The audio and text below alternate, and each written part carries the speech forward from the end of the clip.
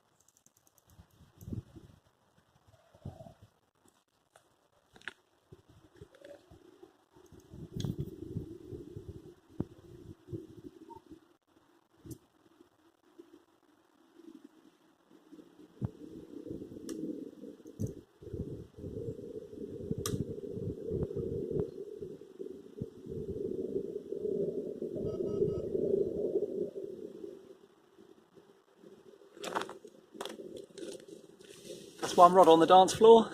Now let's get the other two set up and I'll let you know how I'm fishing them as well. This is the life.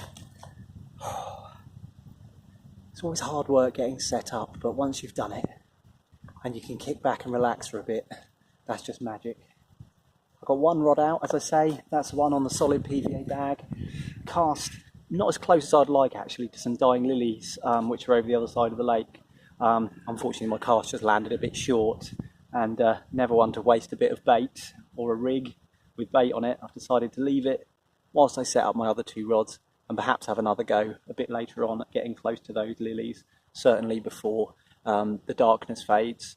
I've got a couple of hours of daylight left. Yeah, maybe not quite a couple of hours, hour and a half tops, but that's plenty of time to set up a couple of rigs for my other two rods, which won't be fishing on the solid PVA bags, which will be fishing with my snowman rigs. And just like all the experts have been telling me, because it's now cold, nearly winter, I suppose it is winter, it certainly is cold, I'm moving on to a sweet flavoured boilie, as opposed to my favoured krill boilie, which I've been using throughout the summer months. There's the krill one there, in a sort of rich red colour. They smell pretty fishy. I'm changing over to a candy nut crush boilie here from Nash Bait, and that one will be going on topped off with a white chocolate pop-up and dipped in some of the glug that I've got in the Manila flavour. All very sweet flavours, fruity flavours, because apparently that's the one, when the water starts to turn cold, the fish meals apparently go a bit claggy and the fat hardens and they're not quite so easy for the fish to digest, and apparently they can tell, so they tend to avoid them, I'm told. I don't know how much truth there is in this stuff. Anyway, I'm going to tie up a few of these in the hope that I'll catch a fish or two and need to swap some rigs over, so I'll get cracking with that now. In my bait box here, I keep a rig wallet. I've pre-tied some rigs before I came out today. Very difficult to tie rigs with cold hands, so good to do it in advance when you're fishing these cold months.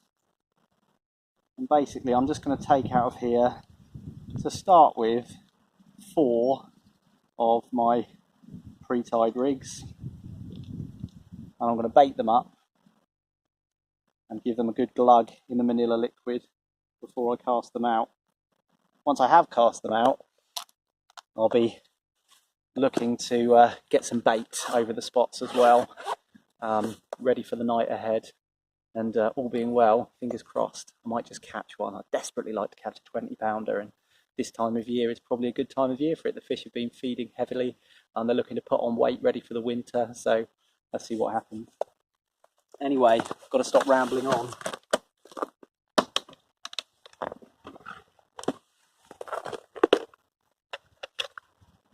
Got my tackle box all organised. I should know exactly where everything is.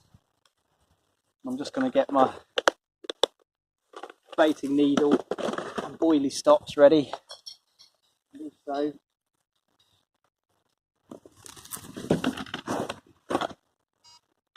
from the bag here, I'm going to grab those white chocolate pop-ups that I mentioned, which are going to tip off these Candy Nut Crush boilies. The white ones. There you go. White chocolate, lovely. Could eat some of them myself. Right, let's get started. One boilie. Needle straight through the middle. One rig. Spread the boilie on. And I'll pop that to one side, because what I'll do is all of the boilies, all of the bottom baits first, and then I'll do all of the pop-up toppers second. Bit of a factory going on here. Little Robin just pecking around by my feet. He's got his eye on these boilies.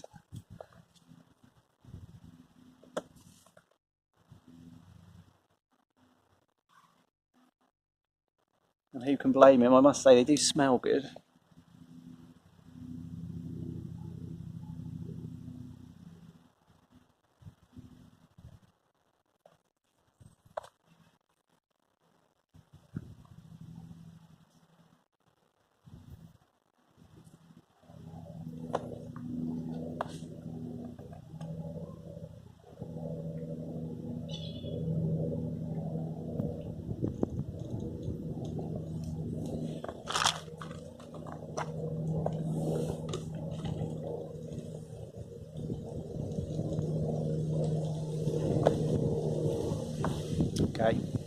Now for the white chocolate pop-up to tip off that setup. I'll leave a little loop to put my boilie stop in.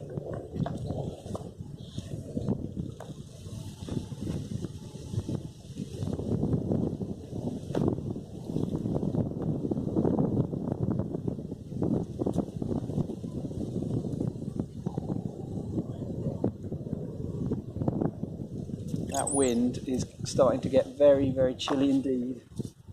I think I'll be lucky to catch anything tonight.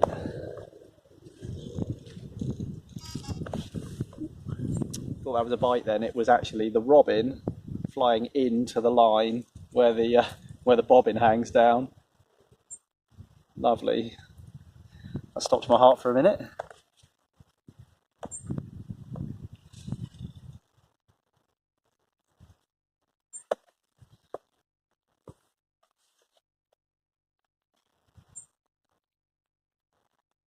Now, I'll just put a boilie stop in this one, just to show you the finished article.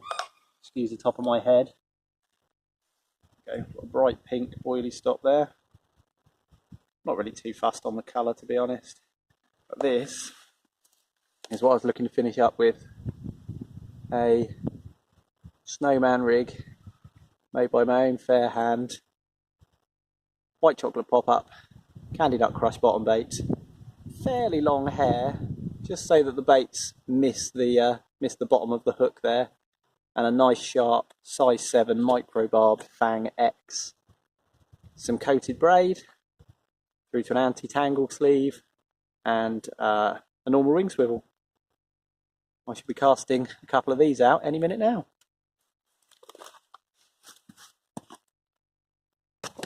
Okay, last thing I'm going to do before I cast out is tie up a few small PVA bags, mesh bags that is, of just 4 or 5 boilies in each, to just nick onto the end of the hook before I cast, which hopefully will serve to straighten out my hook link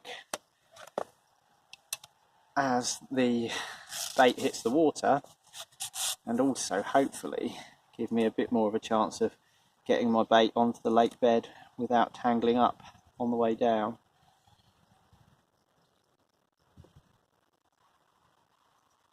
There's one.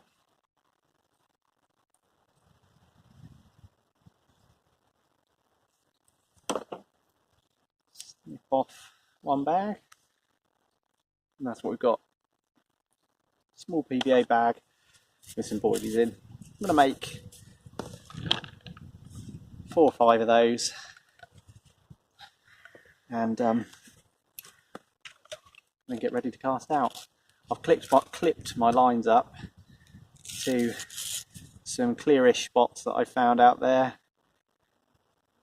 I've got my far bank markers, so I'm going to try to be accurate with my casting, but I'm not spot fishing as such. I'm not putting lots of bits of bait over one particular specific spot.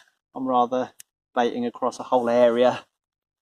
I'm not going to go mad with the bait today because it is colder water, and I know they always say that you can put it in but you can't take it out again, so I'm going to start off with just a small amount of boilies to try and stimulate a feeding response, and then I can always add more later on if I feel it's the right thing to do.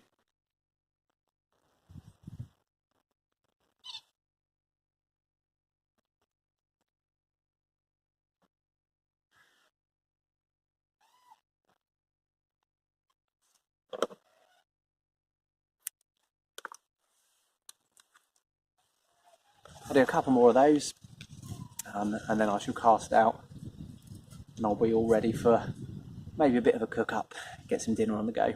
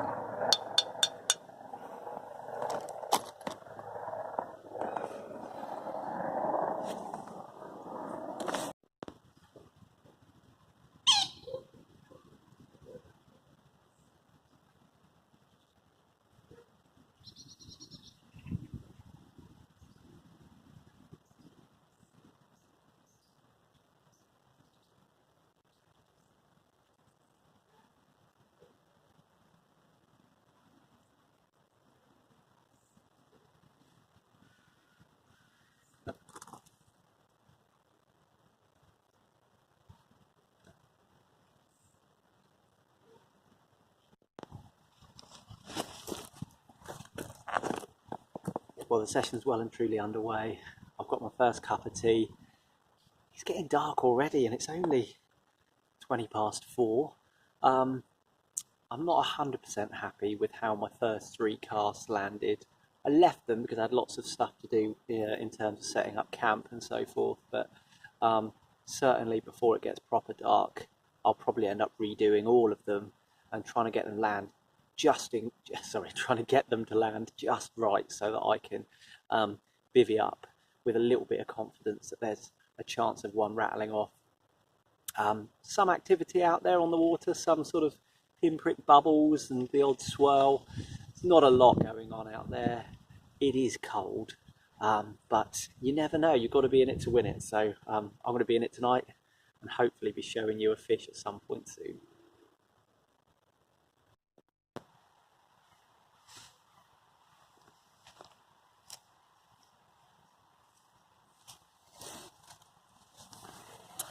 Well, as you can see, darkness is falling. In fact, it's only 5 o'clock and the light is already fading. I think in another half hour it's going to be dark. I did manage to recast all 3 rods. The 2 on the snowman rigs hit the clip really nicely. I'm very pleased with them, and I put a reasonable amount of bait around each in the hope that it might entice a big fish along. And the middle one, which is on that solid PVA bag, I got a lot closer to those dying lilies than I did last time, so I'm also a lot happy with that. So I can go into the evening and into the bivvy with a little bit more confidence. Haven't had a single bleep yet, but cold water, winter fishing, it's kind of what you expect, to be honest. If you catch a fish, it's a bonus, and if you catch one, there's every chance it's going to be a decent weight as well. So keeping everything crossed, and hopefully I'll be able to show you one soon.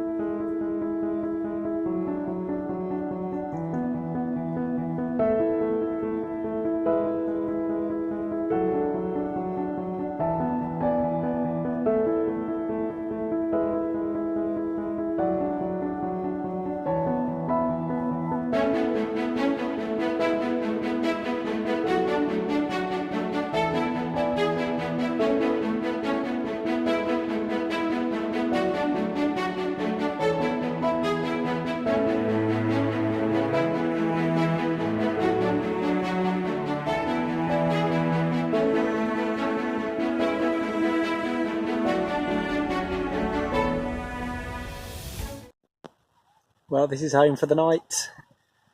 Camping has begun, but camping with a chance of catching a fish, so I'm happy. I love camping anyway. So here I am inside the bivvy, spacious and deluxe, such as it is.